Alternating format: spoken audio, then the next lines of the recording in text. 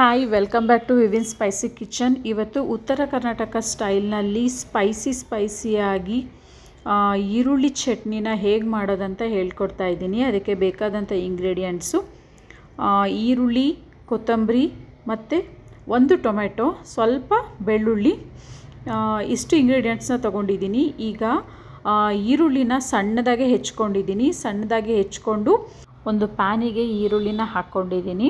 ಈರುಳ್ಳಿನ ಹಾಕಿ ಮತ್ತು ಅದಕ್ಕೆ 1 ರಿಂದ 1.5 ಸೌಟಷ್ಟು ಆಯಿಲ್ ಹಾಕ್ತಾಯಿದ್ದೀನಿ. ಇದು ಫ್ರೈ ಆಗೋದಕ್ಕೆ ಸ್ವಲ್ಪ ಆಯಿಲ್ ಜಾಸ್ತಿ ಇದ್ದರೆ ಚೆನ್ನಾಗಿ ಫ್ರೈ ಆಗುತ್ತೆ. ಸೊ ಹಾಗಾಗಿ ಎಣ್ಣೆನ ಜಾಸ್ತಿ ಹಾಕಿದ್ದೀನಿ. ಮತ್ತು ಒಂದು ಟೊಮೆಟೊ ತೊಗೊಂಡಿದ್ದೀನಿ. ಒಂದು ಟೊಮೆಟೊ ಮತ್ತು ಸ್ವಲ್ಪ ಅರಿಶಿಣ, ಇದಿಷ್ಟನ್ನು ಹಾಕಿ ಚೆನ್ನಾಗಿ ಫ್ರೈ ಮಾಡಬೇಕು. ಯಾವ ರೀತಿಯಲ್ಲಿ ಅಂತಂದರೆ ಫುಲ್ಲು ಬ್ರೌನಿಷ್ ಆಗಬೇಕು, ಅಷ್ಟು ಹಸಿ ವಾಸನೆ ಎಲ್ಲ ಹೋಗಿ ಫುಲ್ಲು ಫ್ರೈ ಆಗಬೇಕು. ಫುಲ್ಲು ಸಿಯೋ ಥರ ಫ್ರೈ ಮಾಡಬಾರ್ದು, ಲೋ ಫ್ಲೇಮಲ್ಲಿ ಆದಷ್ಟು ಫ್ರೈ ಮಾಡಬೇಕು.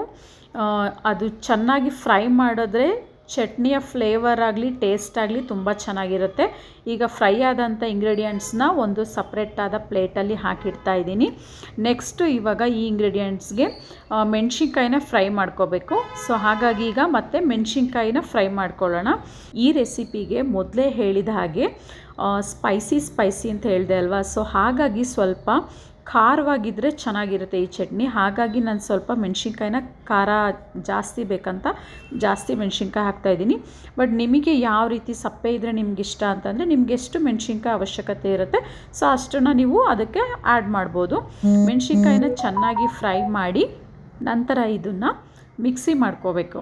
ಅದಕ್ಕೆ ಇವಾಗ ಮಿಕ್ಸಿ ಮಾಡೋದಕ್ಕೆ ಯಾವ್ಯಾವ ಇಂಗ್ರೀಡಿಯೆಂಟ್ಸ್ ಅಂತಂದರೆ ಹುರಿದಂತಹ ಮೆಣಸಿನ್ಕಾಯಿ ಮತ್ತು ಕೊತ್ತಂಬರಿ ಹಾಕಬೇಕು. ಕೊತ್ತಂಬರಿ ಸ್ವಲ್ಪ ಜಾಸ್ತಿ ಹಾಕಿದಷ್ಟು ಚಟ್ನಿ ಚೆನ್ನಾಗಿ ಇರುತ್ತೆ.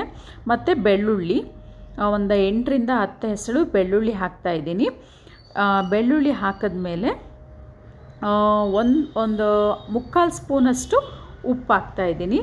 3/4 ಸ್ಪೂನಷ್ಟು ಉಪ್ಪು ಹಾಕಿ ಇದಿಷ್ಟೇ ಇಂಗ್ರೀಡಿಯೆಂಟ್ಸ್ನ ಮೊದಲನೇದಾಗಿ ಜಾಸ್ತಿ ಫೈನ್ ಪೇಸ್ಟ್ ಮಾಡಬಾರ್ದು, ಸ್ವಲ್ಪ ದಪ್ಪ ರೀತಿಯಲ್ಲೇ ಪೇಸ್ಟ್ ಮಾಡಬೇಕು. ನೋಡಿ ಈ ರೀತಿಯಲ್ಲಿ. ನೆಕ್ಸ್ಟ್ ಬಂದು ಹುರಿದಿಟ್ಕೊಂಡಿದ್ದಂಥ ಈರುಳ್ಳಿನ ಅರ್ಧ ಅಷ್ಟೇ ಹಾಕ್ಕೋಬೇಕು, ಫುಲ್ ಹಾಕ್ಕೋಬಾರ್ದು. ಅರ್ಧ ನಾವು ಹುರಿದಿದ್ದಂತಹ ಈರುಳ್ಳಿನಲ್ಲಿ ಅರ್ಧ ಭಾಗದಷ್ಟೇ ಈರುಳ್ಳಿ ಹಾಕ್ಕೊಂಡು ಮತ್ತೆ ಅದನ್ನು ಸ್ವಲ್ಪ ಲೈಟಾಗಿ ಜಸ್ಟ್ ಹಿಂಗೆ ಆಫ್ ಆ್ಯಂಡ್ ಆನ್ ಮಾಡಿದ್ರೆ ಸಾಕಾಗುತ್ತೆ. ಈಗ ಅದಷ್ಟನ್ನು ಮಾಡಿಕೊಂಡ್ರೆ ಈರುಳ್ಳಿ ಚಟ್ನಿ ರೆಡಿ ಆಗುತ್ತೆ. ಮತ್ತು ಬಂದು ನಿಮಗೆ ಎಕ್ಸ್ಟ್ರಾ ಫ್ಲೇವರ್ ಬೇಕು ಅಂತ ಅಂದರೆ ಎಕ್ಸ್ಟ್ರಾ ಫ್ಲೇವರ್ಗೆ ಸ್ವಲ್ಪ ಅದಕ್ಕೆ ಒಗ್ಗರಣೆ ಕೊಟ್ಟರೆ ತುಂಬ ಚೆನ್ನಾಗಿರುತ್ತೆ. ಬನ್ನಿ ಇವಾಗ ಅದನ್ನು ಒಗ್ಗರಣೆಗೆ ಏನೇನು ಇಂಗ್ರೀಡಿಯೆಂಟ್ಸ್ ಹಾಕ್ತೀನಿ ನೋಡೋಣ. ಈಗ ಒಂದು ಪ್ಯಾನ್ನ ತೊಗೊಂಡಿದ್ದೀನಿ. ಆ ಪ್ಯಾನು ಕಾಯೋ ತನಕ ವೆಯ್ಟ್ ಮಾಡಿ ಅದಕ್ಕೆ ಆಯಿಲ್ ಹಾಕ್ತಾಯಿದ್ದೀನಿ. ಮತ್ತು ಆಯಿಲ್ ಕಾದ ನಂತರ ಇವಾಗ ಅದಕ್ಕೆ ಸಾಸಿವೆ ಸಿಡಿಸ್ತಾ ಇದ್ದೀನಿ. ಸಾಸಿವೆ ಎಲ್ಲ ಚಟಪಟ ಸಿಡಿದಾದ್ಮೇಲೆ ಅದಕ್ಕೆ ಕರಿಬೇವನ್ನ ಹಾಕ್ತಾಯಿದ್ದೀನಿ. ಈ ಕರಿಬೇವು ಹಾಕಿ ಫುಲ್ಲು ರೋಸ್ಟ್ ಆಗೋ ಥರ ಬಿಡಬಾರ್ದು, ಸ್ವಲ್ಪ ಲೈಟ್ ಹಾಕಿತ್ತು ಒಂದು ವಿತಿನ್ ಸೆಕೆಂಡಲ್ಲೇ ಆಫ್ ಮಾಡಿಬಿಡಬೇಕು. ಈಗ ಒಗ್ಗರಣೆ ರೆಡಿಯಾಗಿದೆ.